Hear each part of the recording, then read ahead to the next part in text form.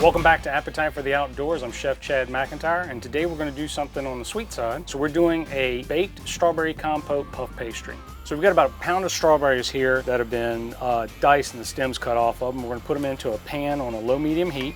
We're going to go ahead and put in about a half a cup of sugar right here. So while the sugar is cooking with the strawberries, you kind of want to make sure everything moves around so you don't burn the sugar and over caramelize it. So now the sugar is kind of fully dissolved and the strawberries are starting to kind of sweat out some of their juices. We're going to go ahead and turn the heat off. We're going to put in about a teaspoon of vanilla extract. So to prepare this dish, we're going to use our Carolina cooker 10-inch enamel cast iron pot. And we're actually going to lay our puff pastry in the pan. You want to kind of have it to where we're going to make almost like a pocket for all the strawberries. So we're going to take our compote, put it right in the middle, and then we're simply just going to fold the top over on everything. So now our oven is preheated to 400 degrees, and we're going to bake it for about 20 minutes until everything kind of gets golden and bubbly on here.